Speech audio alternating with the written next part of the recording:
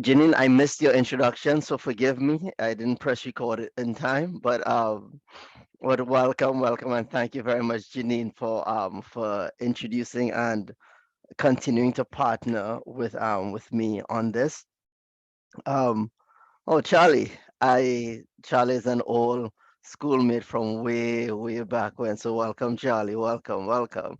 Um, so in this particular conversation or session today, we are going to continue the conversation we started having recently. In the a few weeks ago, we discussed how do we sustain DEI efforts. So I'm going to take that conversation and go a bit deeper with it. As you can see, the hour, or as you know, the hour will pass rather quickly. So there's one activity that I want to do, but I'm taking some I'm hoping that you allow me to possibly skip that activity and just expose you to it at the end, because I think it's really good. But there's another one that I really want you to do. So I'm juggling these two activities here to see how best we can get it done. And nonetheless, I'm going to start sharing my screen. And as always, please continue to put things in a chat, put um, ask questions and as you need to ask questions. But so anything that works for you, please, I encourage you to do exactly that. And right now you should be seeing a title slide if I'm not mistaken. Yeah, awesome. Yeah. So quick agenda, right? We look at some definition, just rerouting us in what we are talking about. We are going to center inclusion in this, and I'll tell you why in a few minutes. We're going to look at what I'll consider to be a case study.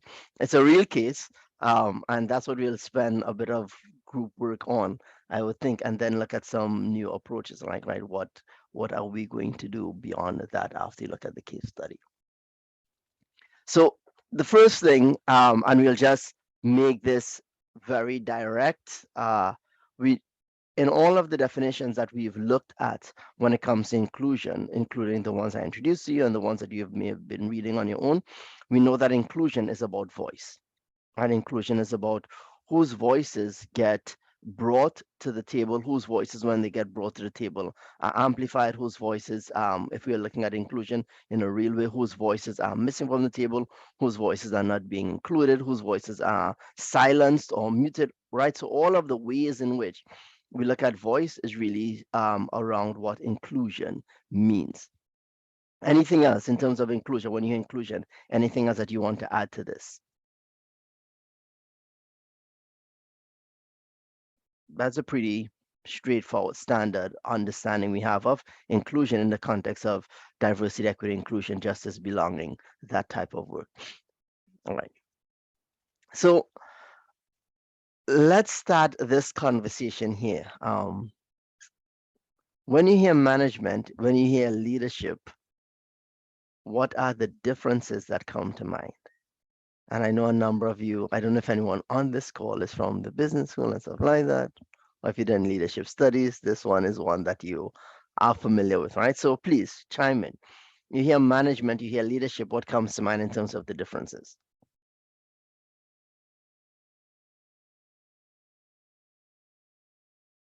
And I know I'm making you actually answer things after a long day at work. I know. It's no good at all. Let me check the chat. The chat was being hidden. My apologies. I'm gonna move it out of the way. Make this smaller. Pull this back. All right. So leadership sets the tone, the example. Not all managers are leaders. Thank you. What else? And if you want to keep it in the context of diversity, equity, and inclusion work, please feel free to do so. But what else comes to mind when you think of the difference between leadership and management? You manage work, but you lead people. Okay, so that's a task versus people or relational approach to the differences. Good. Management is about authority. Thank you, Jack. Management is about authority. So what leadership is about, Jack? And I put you on the spot there. So Yeah, we have no, Well, what comes to mind about it is when I was thinking about management, I feel like there's leadership can be, I think somebody may have said this as well too, like not all managers are leaders. Like Mhm. management is about, I feel, influence, being able to being able to speak up or to have some ability to use um, power. Whereas I think management is about like you have control over situations, or maybe you have control over people, so to speak. So that's kind of what comes to my mind. Good. Control versus influence. I like that. What else? When you hear management and leadership, differences that come to mind. When I think of management, I think about goal setters and task oriented, Hmm. whereas leadership provides the direction of where they see either organization or a group going and setting the overall vision. Good. So visioning versus goal setting, or the management or the accomplishment of those goals. All right. I'll take maybe one or two more. Management and leadership. When you hear that, what comes to mind? I want to go off what Katie said in the chat, and I feel like the managers are often like appointed or assigned by title, but they aren't necessarily a leader just because you're a manager. I feel like leadership is more claimed, and anyone can claim it regardless of their official position. Good, good, good. So when we thank you very much, Pat, right? When we speak about transformational leadership, it comes from this perspective that anyone, wherever they are, can be a leader. If we look at leadership as just about this broad term of influence versus management, very much so. We often have these paired with titles where you have the authority to do things, right? So a lot of the things that you have identified here, I wanna add something more to this conversation. One of the classic definitions that you see when you look at the difference between management and leadership is that management is about maintaining the status quo. Leadership is about changing, right? Leadership is about asking why and changing the status quo and pushing things further. So when you think about what management does in the diversity space versus what leadership does in this diversity space, you understand the difference between managing what we have, maintaining the status quo, or pushing that beyond where it is presently. So, with that in mind, right, and when we say maintaining the status quo, it doesn't mean that you're maintaining something that is dysfunctional, right?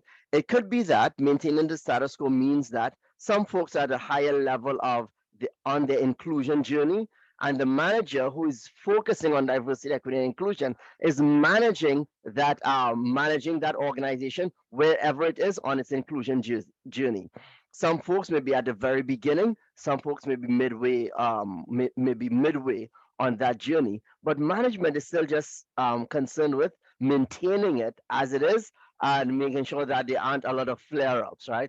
Making sure that when a flare-up emerges, that it gets quelled, it gets managed, it dies down, right? Because this is what management is about. Management is making sure that we're able to do the work that we are tasked with doing in the moment. Leadership tends to not be concerned with that as much, right? Because there are folks who are doing it. So the task here is to ask ourselves in your groups, in your organizations, the central as well as decentralized teams, are you concerned with management or are you more concerned with leadership around the diversity, equity, and inclusion work? So let's put some more, yeah, let's put some more questions around what this is. Um, So a manager who is, or someone who is managing, I don't want to say a manager, right? Because that sounds title oriented. Somebody who is managing diversity, equity, inclusion, justice, and belonging will ask an important question, right? So understand that these questions aren't top centered or task centric questions, right? They're very much human centric questions, but they're still concerned with managing diversity. So somebody who's focused on managing diversity will ask, does everyone feel like they belong? So they're looking at who is in the room, looking at who is in the organization, and asking that question that's important. It's still a managerial question, right? Does everyone feel like they belong? So it's very much human centric. Um, they may still ask the question, how can we ensure that everyone's voice is heard? Again, still a human-centric question, right? So it's looking at, so because it's still rooted in this diversity, equity, belonging, and justice type work, right? So how can we ensure that everyone's voice is heard? So it's still looking at who's at the table and managing that diversity. And then it can also ask, how can we get feedback on what we're doing well and what we need to change? So this may sound like it's leading, but again, I would posit, and this is my opinion, I would posit that it is still managing, right? It is still looking at where we are, what do we have, and a good manager who understands feedback loops and stuff like that would ask a decent feedback question ever so often, right? Because they're still looking at what's going on, what do we need to change, but all within the line of how do we keep the ship afloat with the resources that we have presently. Fair enough? Questions on this? And feel free to push back, right? Anything that you hear, feel free to push back on it. So I want to push what I consider to be a counter to managing diversity when it comes to actually leading diversity. And again, the question we're asking ourselves is, what type of diversity are you envisioning at the centralized level and at the decentralized level, right, in your teams, in your groups, in these different non-Philadelphia type locations? When it comes to leading diversity, these are the questions I would posit that you would actually ask. How has our approach to diversity been stagnant? So we're doing diversity, but how has it been stagnant? So it's not just a simple question of getting feedback as to what is working well and what needs to change. It's a feedback looking, it's a way of looking forward beyond where we are presently, right? So I'm asking a slightly different question. How have we been stagnant? So yes, we've been doing this term stuff, these definition stuff. Yes, we are learning about the importance of it. Yes, how long have we been in that stage? What aspects of diversity have we still not been looking at, right? Like how has our diversity or approach to this been stagnant for some time? Like we might be doing a really good job, but if we are really, and I said this before, right? You might be doing a good job, but if we are thinking of diversity, equity, inclusion, justice, belonging in the way that we need to think about it, then we know that this is a dynamic field, right? I shared that last time. So if we have not shifted in the past 2 or 3 years, right, and looking 2 or 3 years from now, right, if in 2 years you're still more or less doing it the same way you're doing it in 2025, you're doing it more or less the same way you were doing it in 2022 with few modifications, then you aren't leading this area of diversity. You're maintaining it, because that means we are still holding on to notions of what diversity was in 2020, 2021, 2022.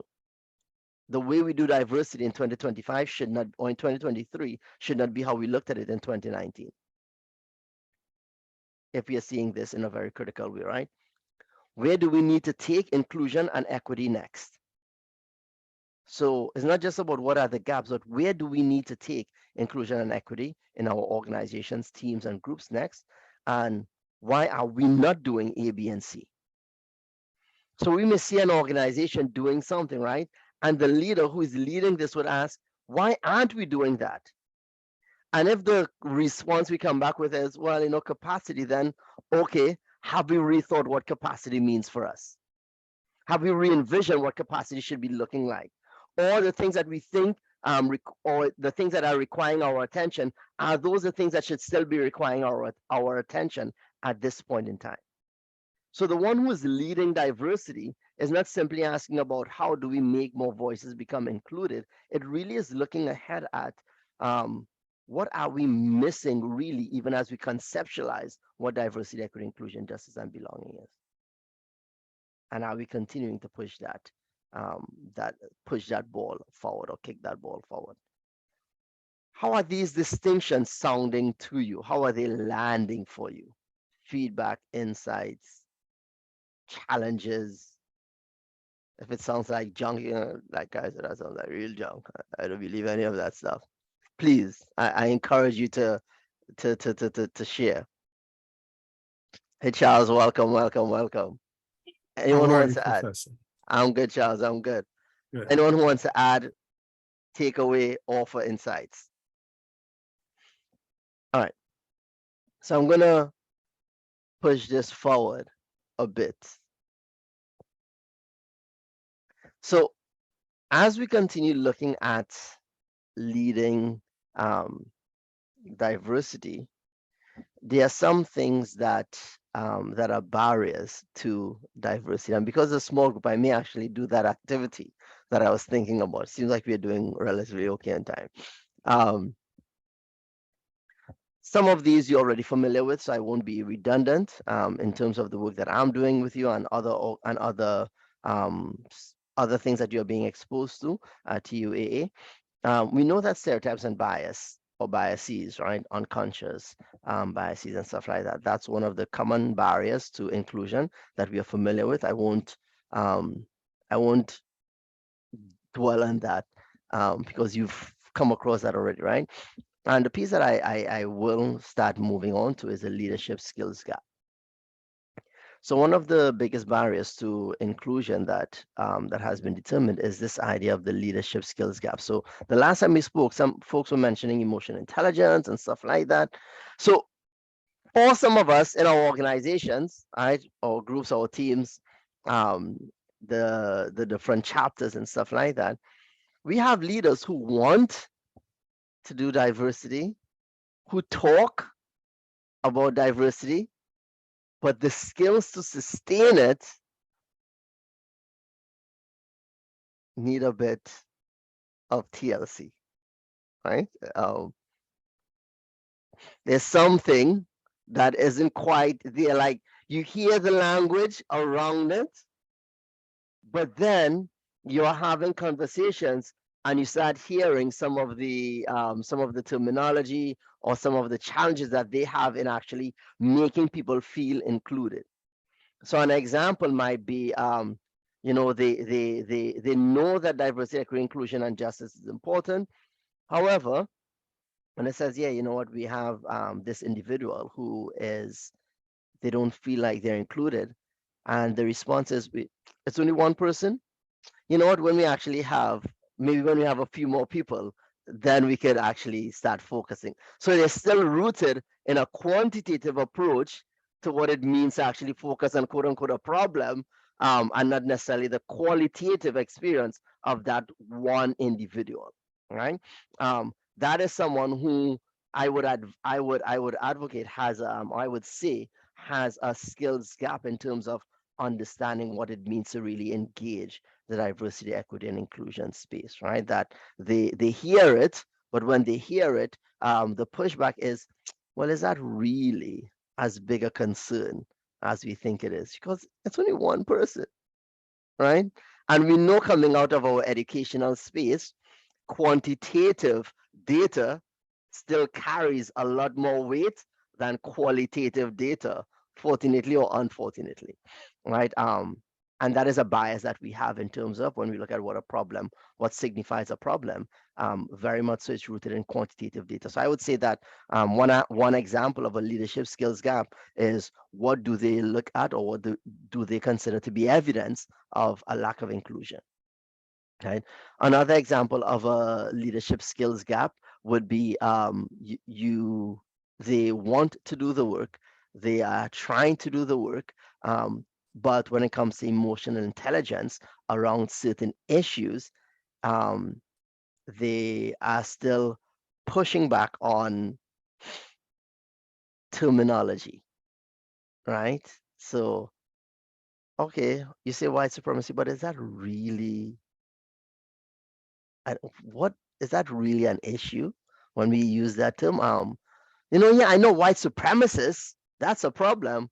But when we use this blanket term of white supremacy, that sounds a bit too global for me. And we're not speaking about one group of people who are marching with tiki torches, right? So to take it out of that context feels a bit too big, and then that means that we're not really doing the work that we need to do. I call that a leadership skills gap. Why? Because there's obviously a knowledge piece that's missing there in terms of understanding. When we use the term, white supremacy, what that actually means, and how that informs behaviors that emerge in many of our spaces, right? So when we use that term, it's not an individually identifying term, but it's more of a concept that all of us um, have been raised under, and we fall prey to at various points in time. So those are just two examples of what I would consider to be a leadership skills gap that can emerge as a barrier to inclusion, right? Because again, inclusion is about voice. And in those two cases, you can see how voices were silenced or voices were minimized in that space. Another barrier to inclusion, if we're leading this change, is us approaching it from a check in the box type of approach. I won't spend time on that. We are very familiar with what that looks like. In most cases, this sits at the diversity definition level, right? That, hey, we have more of, pick your diversity identity profile. We have more of, we are doing well, right? And as we, in the definition I shared with you before, as we escalate it further, or as we move up the ladder of diversity, equity, inclusion, justice, belonging, we know that equity and inclusion pushes on that a bit more. Prioritization in your small, not small, in your chapters, you will have priorities, and oftentimes the equity work may become the secondary priority, right? Because you're trying to figure out how to survive in some cases. You're trying to figure out how to get people to just attend events. You're trying to figure out how to get more volunteers. You're trying to figure out all of these things. Yeah, we need to have diversity. We're looking at all of these other things. So in many cases, this whole thing about inclusion gets deprioritized for other things that look at survivability. And the struggle there is that we do not see the inclusion piece as a core aspect of survivability. And that's what we want to posit here, right? That inclusion is actually integral to surviving, to organizations being able to survive. Social norms, things that we're accustomed to, or the things that are popular, the things that feel comfortable, the things that feel easy to do, and then last but not least, misalignment. Misalignment sort of like touches on leadership skills gap, and misalignment. Something around misalignment is the activity that I actually want to expose you to very shortly. The one that I may push off, but who knows, I may bring it back up. So misalignment is when the goals of the individual aren't really matching with the goals of the organization, right? But they're all diversity centered, but they're not aligned. And I'll use another slide to explain what I mean by that. The Center for Global Inclusion identifies 5 different approaches that we may use to achieve a certain level of inclusion in our organizations. So the first one is about building competence, right? And that looks at the skills that people need to interact more effectively in this diverse space. The second is about being in compliance, right? This looks at the laws, the rules, the regulations, and I would say even the norms. I would add to that, right? Like as certain things become more common and present in society, that they become established practices.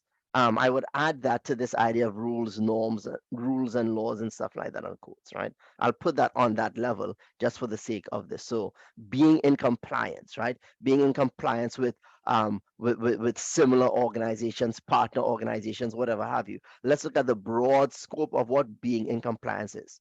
So some organizations are looking to build competence, or some individuals are looking about what it means to develop the skills to do this work, what it means to actually be in compliance with the laws and others like us who are doing this work. Another approach is where we're looking at the individual, right?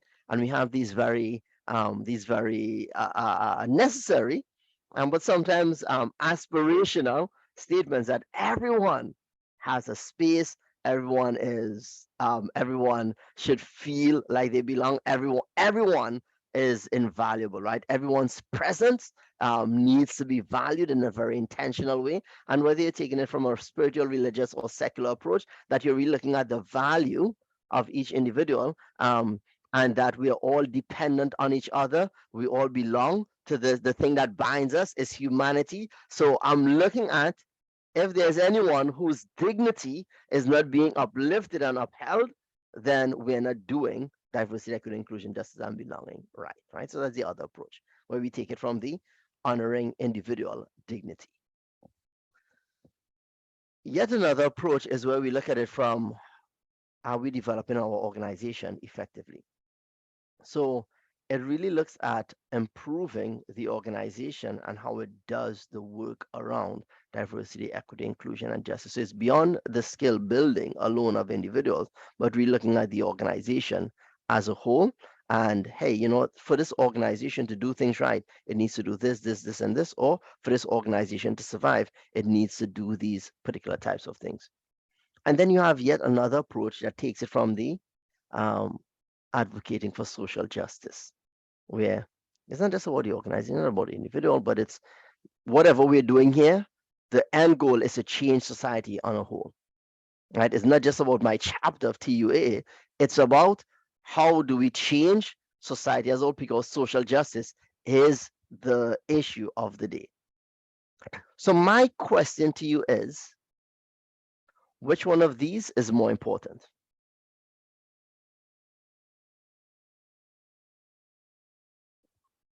Who wants to offer an answer to that? Which one of these is more important?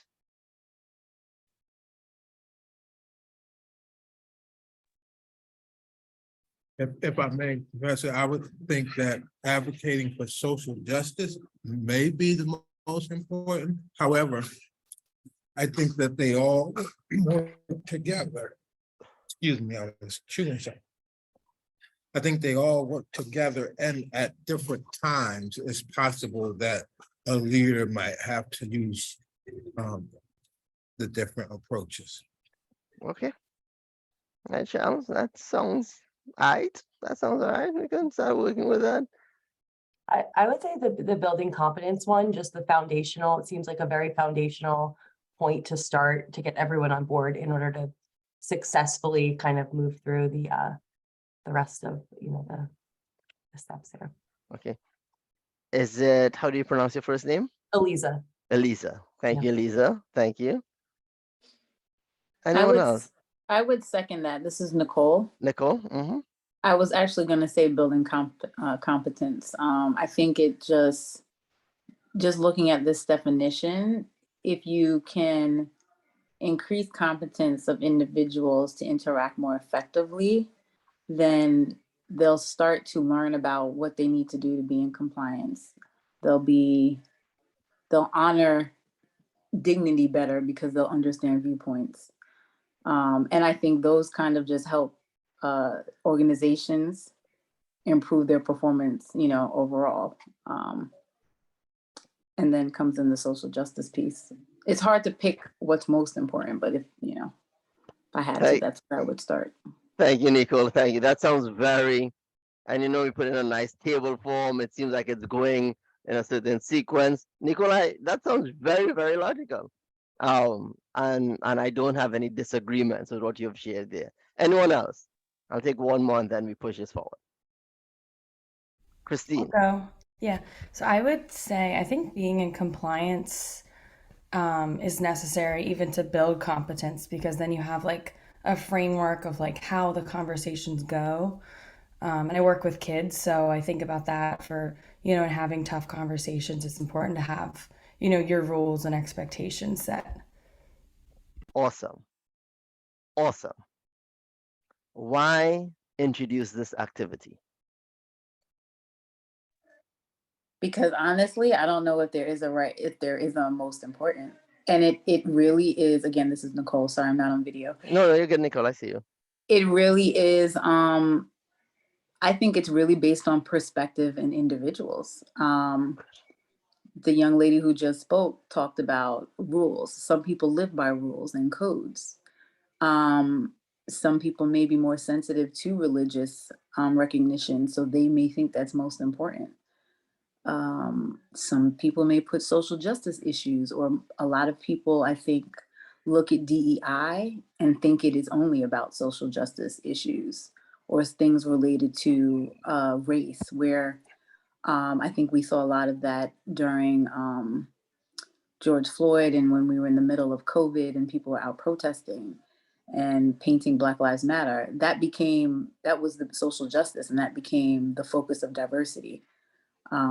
So I think it really just depends on your perspective, maybe your community. So I don't know really if there truly is a number one. Thank you, Nicole. Anyone else wants to offer anything before I wrap this piece up and then move us forward? So remember, I teased this up, right? That one of the barriers, oops, go back to my screen. One of the barriers to inclusion is misalignment. The reason why I shared this with you is, and each person who identified which one they thought was important, most significant, whatever have you, right? You're correct, right? That is most important for you. For you. So I want you to think of that mindset when you're coming to work together in your organizations around inclusion.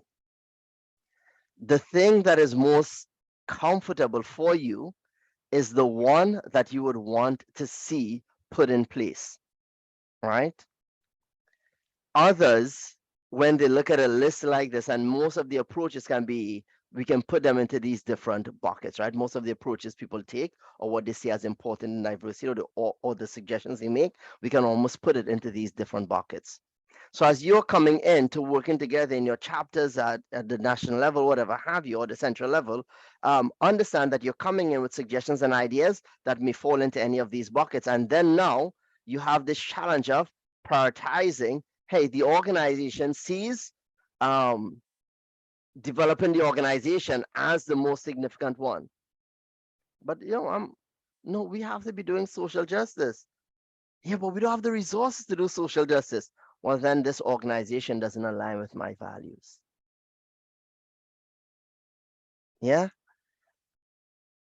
If we're talking about inclusion, diversity, equity, justice, belonging, and all of that stuff, even at that level, is what we need to figure out how we're going to navigate that, and how we're going to navigate the intersection of these I don't want to use the word intersection, how you're going to navigate the connection of these different approaches, right?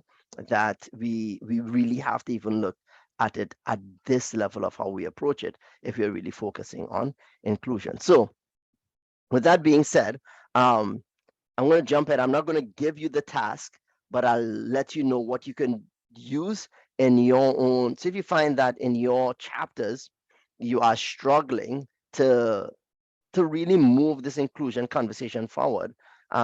One task that I was going to do with you today, but I will not be able to. But I'll share a link where you'll see this resource as well. And maybe I can share it now. Sorry. I'll share it in a second. Where you can start off by saying, hey, this is your approach. Ask folks to fill out or to rank what is their approach to DEI, and then ask them to rank what is the group or team's approach to DEI. So after you introduce the slide with the different approaches, you ask them to rank what is their personal approach, right? Just like what I sort of asked you, which one do you think is most important, but have them rank all 5. And then have them, okay, so you've been part of this organization for the past 6 months, a year, 2 years, whatever have you. What do you think is our approach to DEI in order of importance? And then have them rank that. And then you can actually have a conversation to see if there's alignment or misalignment among your team. Because if you have misalignment, then now you can have questions around this, right? So what do we need to do to figure out where we are starting as an approach, right? Like, what approach are we using? So it's not a matter of eliminating any particular approach, but which approach are we looking at first, so that we don't have all of these competing approaches that folks feel like their values aren't being upheld inside of the organization because the organization isn't looking at it from this particular approach. And this is how we start bringing all of the voices in, right? Because again, this is a voice. My approach to DEI is my voice as well. So if we are looking at including voices and centering voices, even the approach to how we are doing it is part of that voice inclusion. How is this landing for you? All right. So I'm going to hit escape on this. I think I stopped sharing, and I'm going to put a link in the chat. I'm going to put a link in the chat. And I'll ask, it's the same link from last time. So if you had access to it, but when you go to that link, you should be able to see all of the, you should be able to see something that says PowerPoint or number 2, leading, managing, and stuff like that. And then there is a document that says voice, if I'm not mistaken. There's a document that says voice, and inside of that document, when you scroll a bit to the bottom of that document, you'll see that activity with that image, if I'm not mistaken. Is that, you're seeing that, right? Good, good, good, good, good, good. So that's PowerPoint screen 2. Let me just share screen 2 now. All right, so that's the activity that you can take with you. You can use it, right? That's the activity that you can use and manage, so forth and so on. So let's envision a change and let's look at the voices. Now that you have that document open, I do want you to look a bit above. I think it's like the second page, or yeah, maybe the first or second page, where it's asking about voices. And it's like a table with 3 columns in it. So if you can, we won't be able to do this fully now, but if you can, I want you to look at your chapter or the central organization or whatever have you, and ask yourself the question in terms of what voices are absent, silenced, or ignored, and why do you think that is the case? Why do you think that particular voice is absent? Why do you think that particular voice is silenced? Or why do you think that particular voice is ignored? I'm going to pause here for about 2 minutes and let you make some quick notes, either in that Word document that I just had you give you a chance to download, or you can make it on your own scratch paper as you would like to make it, right? So just thinking about voices, I want to make sure that you do at least some thinking around that. So I'm going to stop talking for the next 2 minutes and give you a chance to do to make some notes there.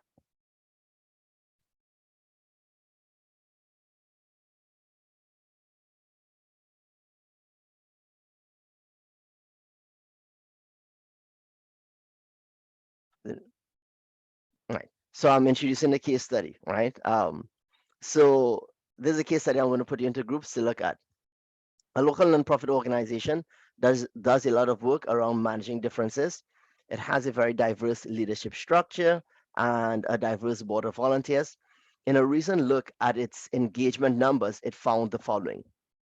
Approximately 20% of the group is under-engaged or disengaged. However we are defining that, I'll leave that up to you all.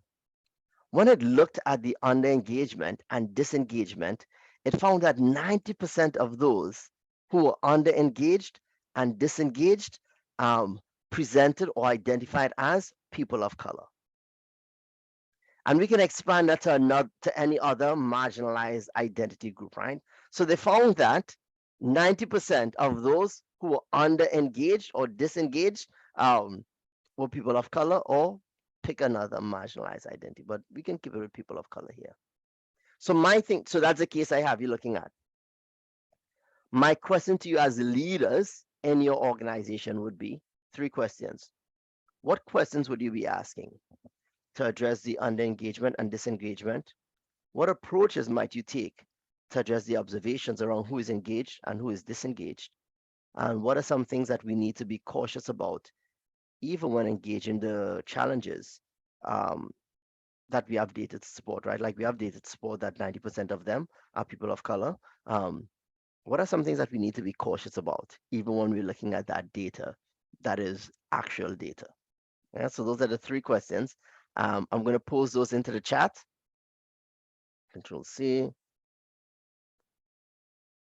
In the chat, you have those 3 questions. I have 748.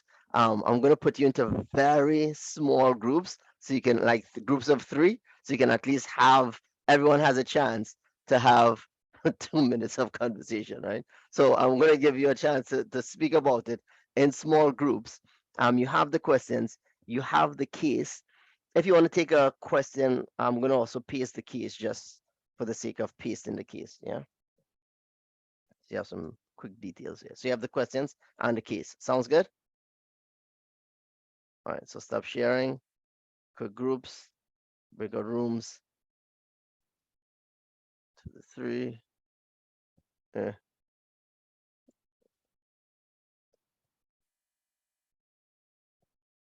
Okay.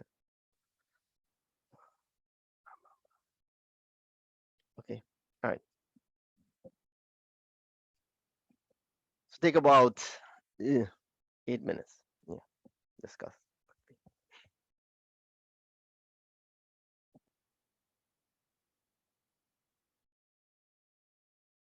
Okay. Caitlin is there.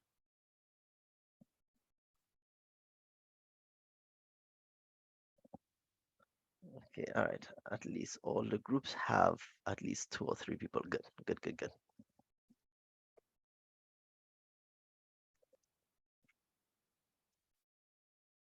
All right. So it seems like everyone is back. Is there anyone who wants to share really quickly, maybe 1 or 2 things that came up for you in your chat, in your group conversation? Anyone who wants to share something that came up for you, one insight that emerged in your group chat? Anyone?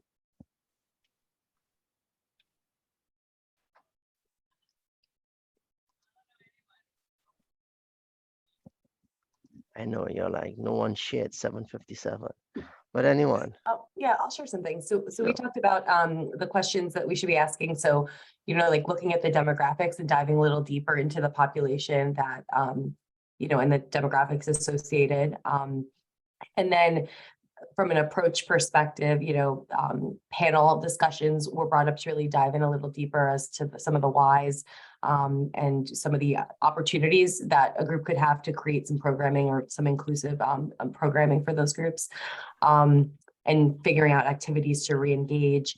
And then, Charlie mentioned too, identifying if there are microaggressions in the workplace, if it's Good. a workplace or an organization that could be, adding to kind of the feelings and the perception. And then this notion of feeling welcomed versus feeling included, he brought up as well, which was really felt great. Good. Anyone who wants to add? Jack, go ahead. Guys, yes. So we focus a lot around the last question around what are some things we need to be cautious about. We talked around like failure to act, after running this, and we came into some of the discussions. We kind of picked up rather quickly around the barriers to inclusion, around like checking the box. Are we just sending out a survey just to say we sent out a survey? And then lack, of leadership skills. Do we have, we get this feedback, and then either, we are either incompetent to be able to act or just indifferent. We're just like, okay, we did this. And that kind of led just to discussion around like, when we get this and we have this, there's going to be the expectation that we act upon this, or people are either just going to totally disengage, or this may be why they're already engaged in terms of how many times we've been asking this. So. Caitlin, I think I saw your hand. I can have you share and then we can push this. Sure. We talked a lot about basically just fear of rocking the boat.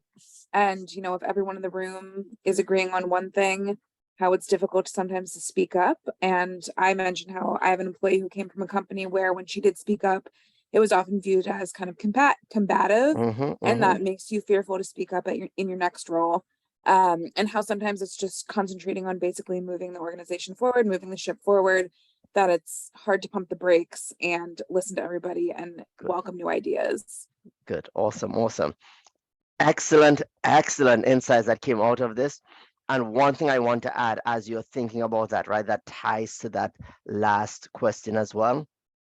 Make sure that when we answer questions about, hey, what is preventing this group from engaging, or what is causing this group to be as disengaged, that we don't go to the stereotypes or the pathologies that we have about this group, right? That, well, they maybe this isn't, or they are, right? We want to be very careful about using stereotypes to justify why this group isn't engaging the way we think they should be engaging. And I think this question about microaggressions and inclusion, and even for the voices that as our communities and societies lean more in any particular direction, as long as the voices and it's 8:01, let me not start that conversation, right? Really asking good questions as to what voices are causing harm and what voices are just different, and being very honest and transparent with that. I think that's the best way to say it with the time that we have left. So with that being said, the rest of the presentation is there. What I was going to talk to you about was just asking for the insights, which you just did. I think you're seeing that. And then what do you want to share from what you heard today? What are your next insights?